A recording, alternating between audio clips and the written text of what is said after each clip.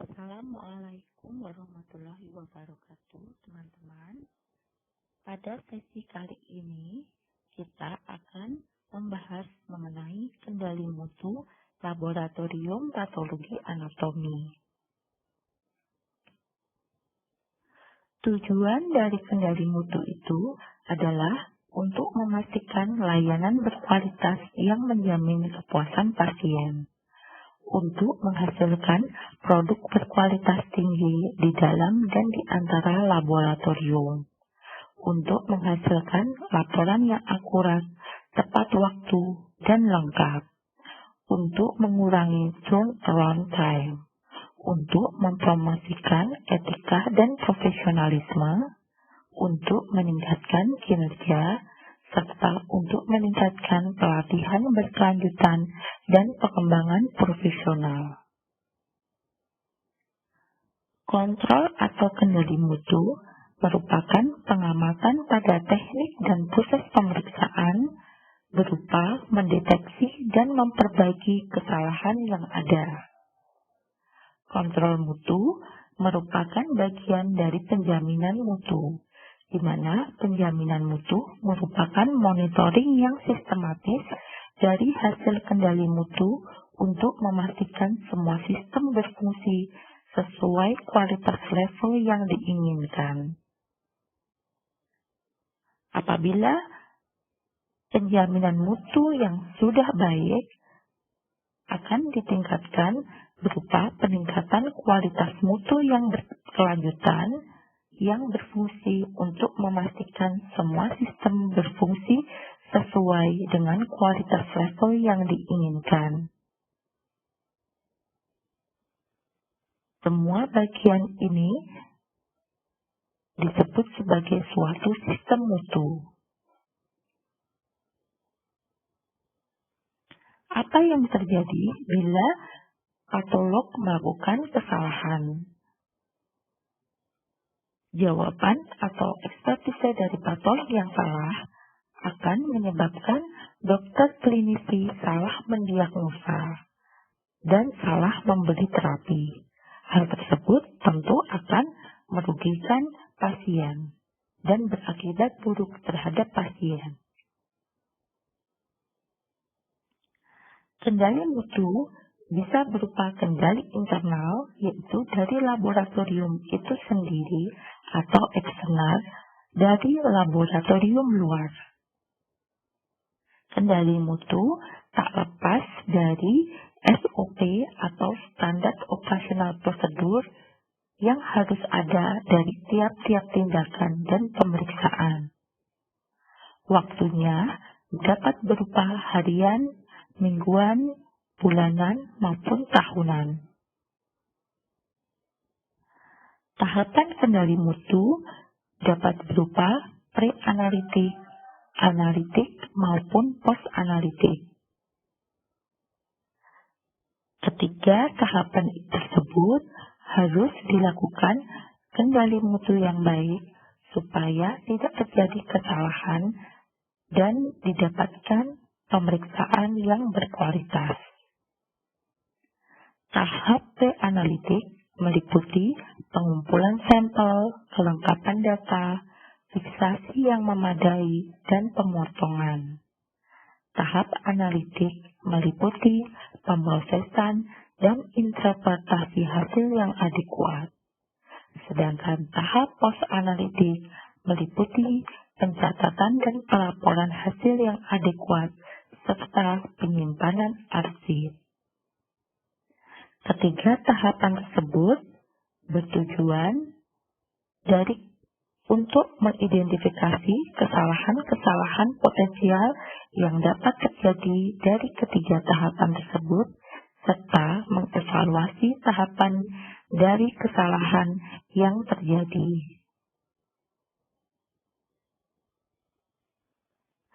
Berikut adalah contoh dari SOP atau prosedur pelayanan pemeriksaan histopatologi secara umum di rumah sakit kami.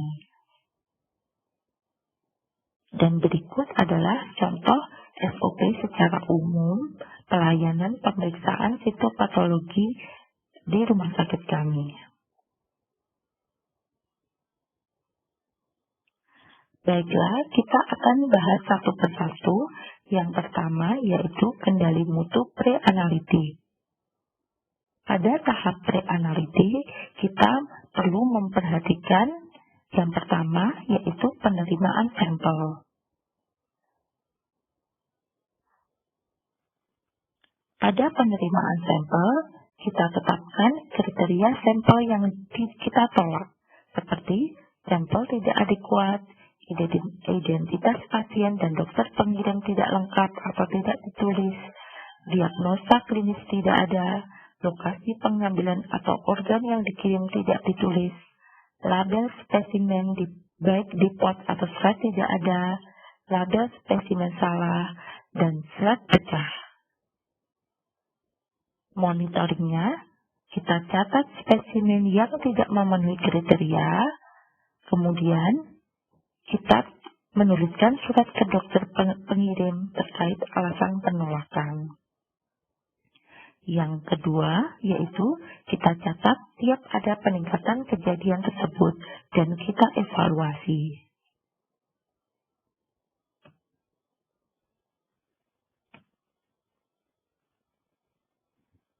Yang kedua yaitu input data dan labeling nomor PA.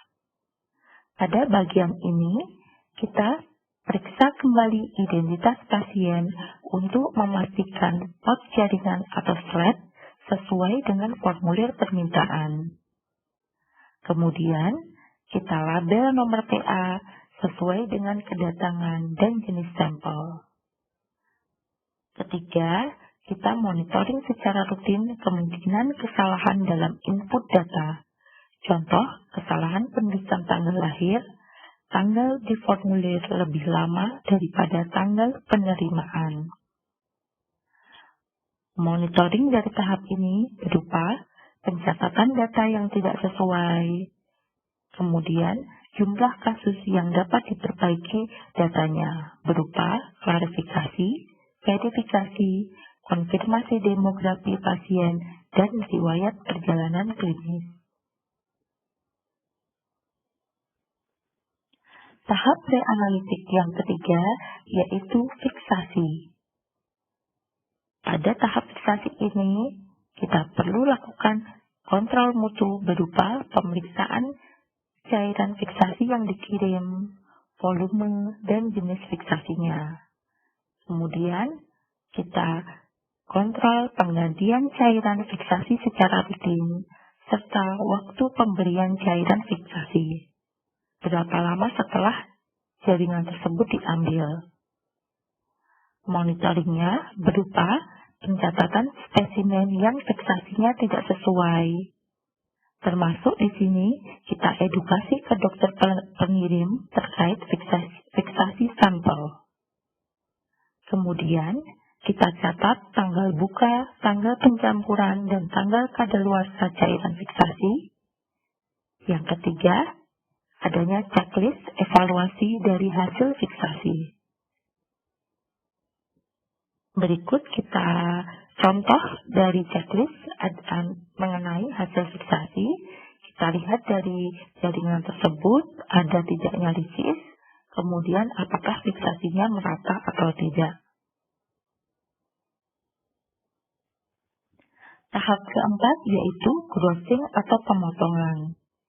Di tahap ini, kita monitor pemilihan jaringan yang representatif, kemudian deskripsi dan pencatatan makroskopis apakah lengkap atau tidak, kemudian adanya dokumentasi foto atau gambar dari makroskopis, kemudian apakah dilakukan radikalitas atau tidak bila ada permintaan, apakah dilakukan dekalsifikasi pada jaringan yang keras, serta ada tidaknya penomoran kaset yang sesuai dengan label nomor PA spesimen. Monitoringnya berupa review dan pencatatan deskripsi sampel makros yang tidak sesuai atau lengkap, adanya evaluasi, training, dan peningkatan skill, serta pencatatan ketidaksesuaian penomoran karet dapat berupa klasifikasi, evaluasi, dan troubleshooting.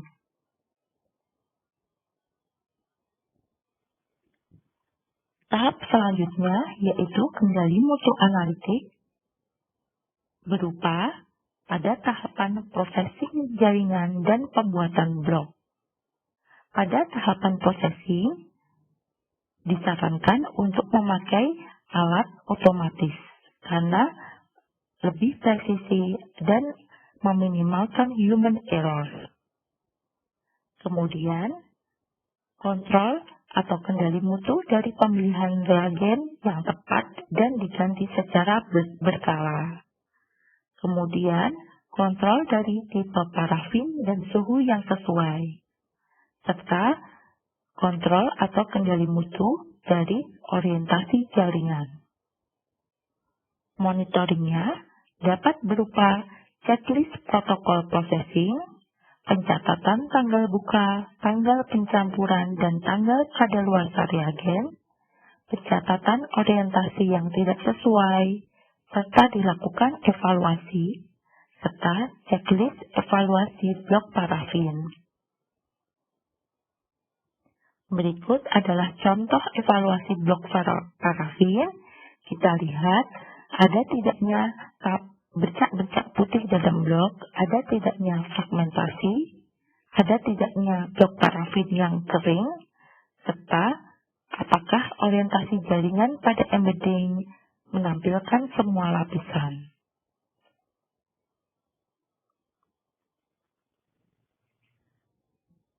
Kendali mutu yang kedua dari proses analitik yaitu pemotongan blok parafin. Pemotongan blok parafin, dari pemotongan blok parafin ini kita lihat yang pertama yaitu alat mikrotomnya. Apakah kualitasnya bagus, rutin dikalibrasi atau servis, serta pisaunya tajam. Kemudian kita lihat dari ketebalan blok parafin, kemudian ada tidaknya goresan mata pisau, lipatan, kontaminan, serta ada tidaknya bercak atau bekas sidik jari pada slide. Monitoringnya berupa pencatatan pemeliharaan dan kalibrasi mikrotom, serta adanya checklist evaluasi pemotongan jaringan.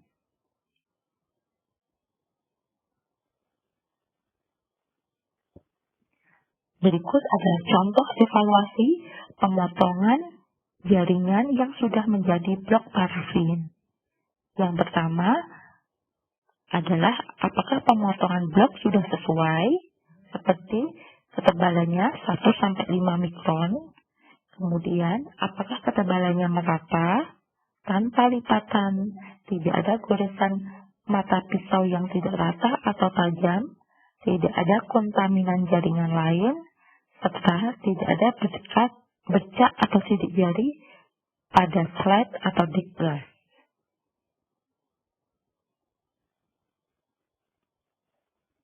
Tahap selanjutnya dari analitik yaitu tentang kendali mutu pengencatan dan mounting.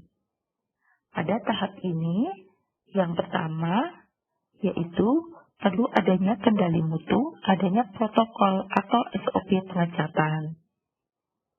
Yang kedua, memakai kontrol, menyimpan reagen yang memadai di tempat yang sesuai, serta adanya labeling. Monitoringnya berupa checklist kesesuaian SOP selama pengecatan. Yang kedua yaitu checklist evaluasi hasil pengecatan. Yang ketiga yaitu pencatatan tanggal buka, tanggal pencampuran, dan tanggal kadaluarsa. Yang dimaksud di sini, ada kesalahan penulisan yaitu tanggal kadaluarsa dari reagen pengecatan.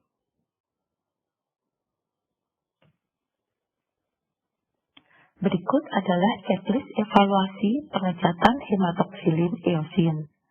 Pertama, kita lihat kontras warnanya dari hematoksilin eosin cukup atau tidak. Kemudian, sediaan jernih atau bersih. Dehidrasinya sempurna atau tidak. Ada tidaknya udara. Mountingnya tidak berlebihan atau tidak kurang. Apakah seluruh jaringan tertutup oleh kaca penutup, serta ada tidaknya kesesuaian label.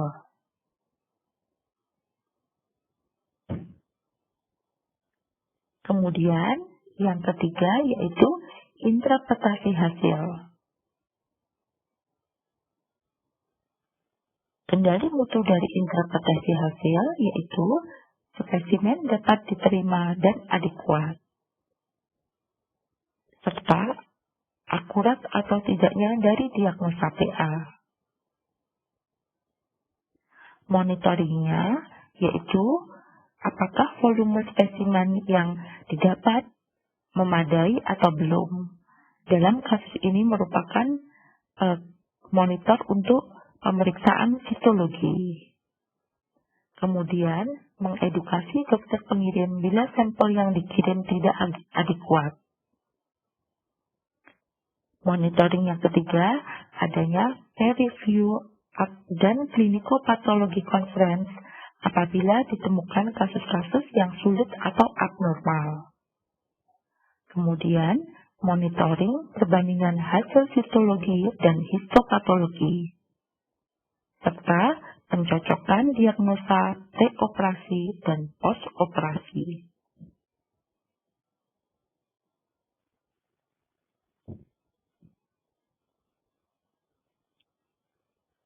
Kendali mutu post-analitik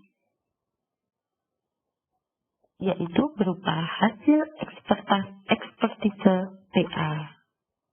Dari hasil ekspertise PA, kita lihat format sesuai standar atau tidak. Kemudian, ada tidaknya kesalahan dalam penulisan. Kemudian, bagaimana pengirimannya, ruang penyimpanan asetnya, serta turnaround time-nya. Monitoringnya berupa sampling ekspertise yang salah ketik dan tidak sesuai format, kita catat. Kemudian, adanya buku catatan pengiriman. Kemudian, kontrol suhu ruangan arsip dan tempat pengarsipan. Kemudian, kita identifikasi keluar masuknya arsip. Yang terakhir, kita evaluasi grafik dari turnaround time-nya. Berikut adalah kesalahan-kesalahan yang sering terjadi dalam tahap pengujian sampel. Yang pertama yang sering kita temui adalah fiksasi yang tidak sempurna. Berikut adalah contoh fiksasi yang tidak sempurna di mana volume cairan fiksasi kurang atau bahkan sering tidak difiksasi. Pencegahannya yaitu dari kita harus segera menambah cairan fiksasi sesegera mungkin setelah sampel sampai di laboratorium kita.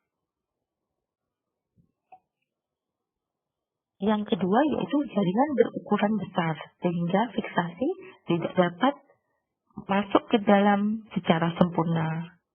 Tindakan yang kita lakukan yaitu dapat berupa melar atau membuka beberapa lembar sehingga cairan fiksasi dapat masuk ke dalam lebih dalam dari jaringan tersebut.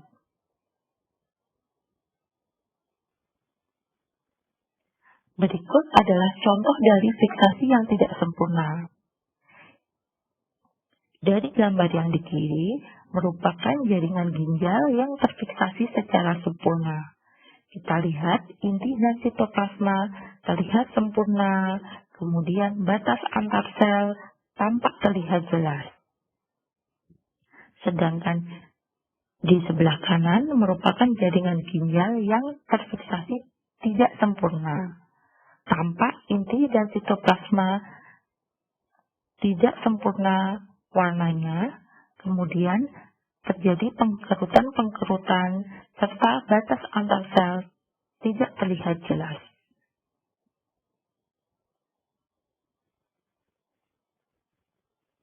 Berikut adalah kesalahan yang sering terjadi, yaitu adanya overprocessing atau underprocessing.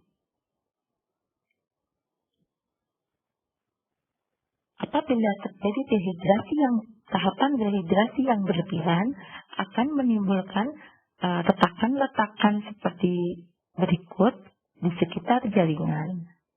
Pencegahannya yaitu biopsi yang kecil bisa diproses secara terpisah, kemudian waktu dehidrasi kita kurangi.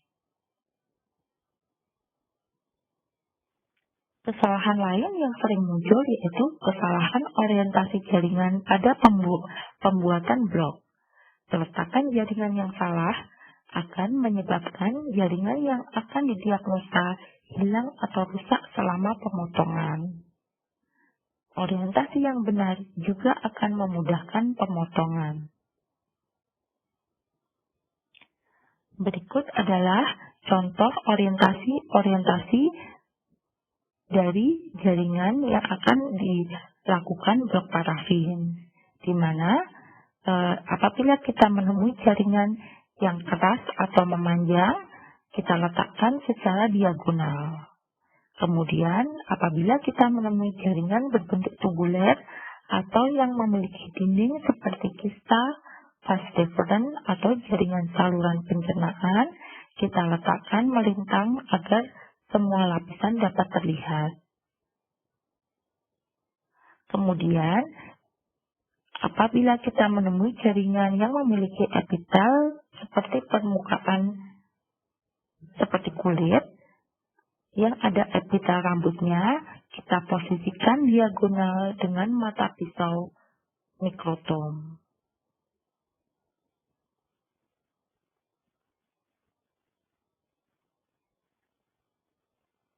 Berikut adalah troubleshooting pada mikrotom, di mana pada penggunaan mikrotom kita sering temukan pita yang terbentuk sering bengkok, yaitu ketika bagian tepi atas dan bawah dari blok tidak paralel atau tidak rata.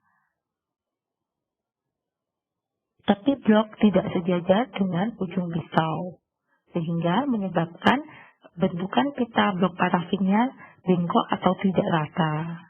Pencegahannya yaitu kita sejajarkan tepi atas dan bawah blok, kemudian kita sejajarkan antara tepi blok dengan ujung pisau, kemudian yang ketiga kita cek ada tidaknya masalah di tepi pisau. Yang kedua yaitu pemotongan sering terlalu tebal. Ya, pencegahannya kita sesuaikan ketebalan sesuai dengan yang kita inginkan. Kemudian sering kita jumpai juga adanya blok tidak rata. Terjadi ketika penahan blok tidak sejajar dengan pisau. Pencegahannya, pastikan di awal pemotongan untuk menyesuaikan penahan blok paralel sempurna dengan pisau.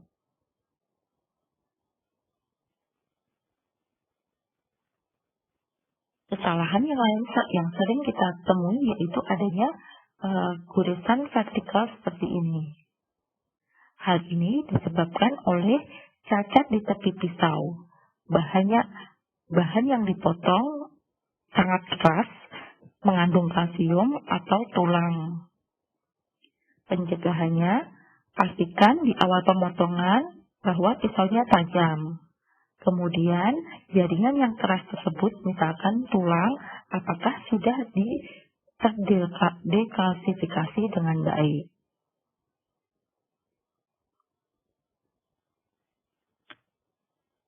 yang lain yaitu kita temui adanya lubang pada potongan blok parafin. Hal ini terjadi ketika blok diperlakukan terlalu agresif atau spesimen terlalu kering. Pencegahannya yaitu dapat dengan cara mendinginkan blok dengan es sebelum dipotong dan memotong pita yang berlubang sampai menghilang. Yang kedua yaitu memperlakukan blok tidak agresif dengan memajukan mikrometer dari yang lebih kecil untuk setiap bagian yang dihapus.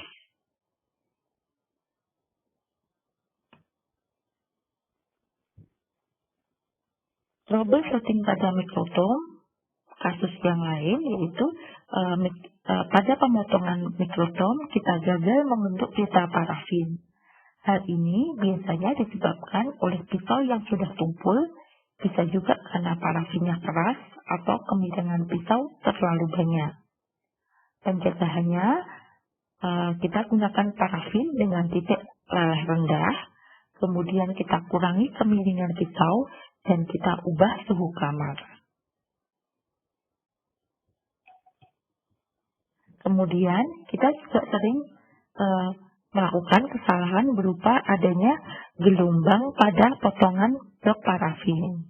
Hal ini biasanya terjadi dalam keadaan jaringan yang sangat keras seperti uterus atau jaringan terlalu lama difiksasi. Bisa juga disebabkan oleh longgarnya penjepit pisau atau blok.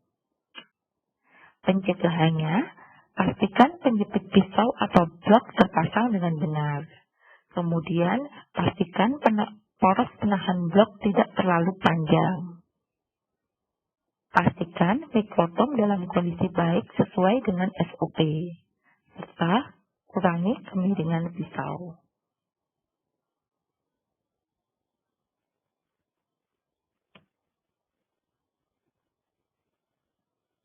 Berikut adalah kesalahan yang sering terjadi pada tahap pengecatan.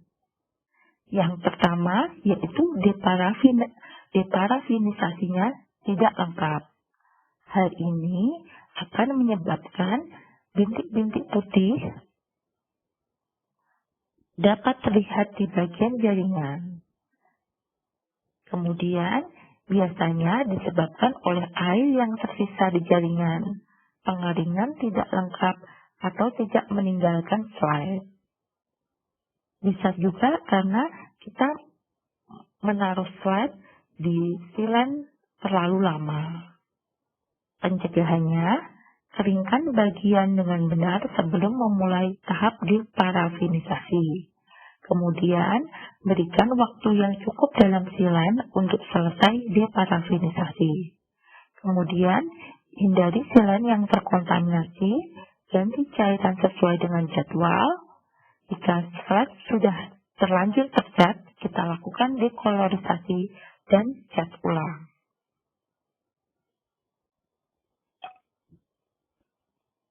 Berikut adalah kesalahan yang sering kita temui yang lain, yaitu warna inti terlalu pucat.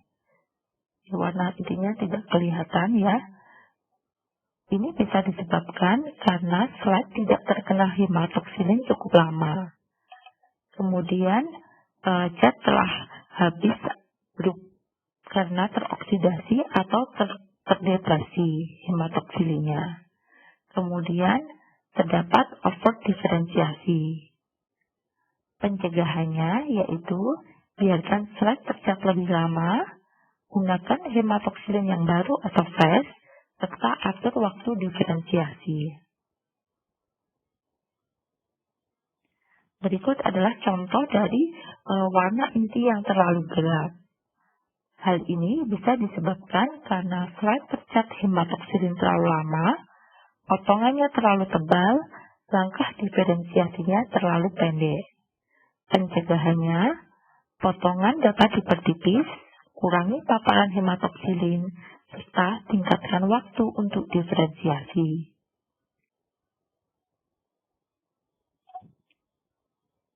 Berikut adalah warna inti tidak biru, namun berwarna merah atau coklat kemerahan. Hal ini bisa terjadi jika nuklei berwarna merah atau coklat karena zat hematoksilinnya sudah rusak, atau pada saat langkah bluing tidak selesai secara benar. Pencegahannya yaitu gunakan zat hematoksilin yang baru. Yang kedua yaitu tahapan bluing dilakukan secara baik dan benar. Sering kita jumpai juga yaitu adanya presipitat biru pada pengecatan hematoksilin eosin. Hal ini dikarenakan merupakan presipitat dari zat hematoksilin. Pencegahannya kita lakukan penyaringan dari zat hematoksilin.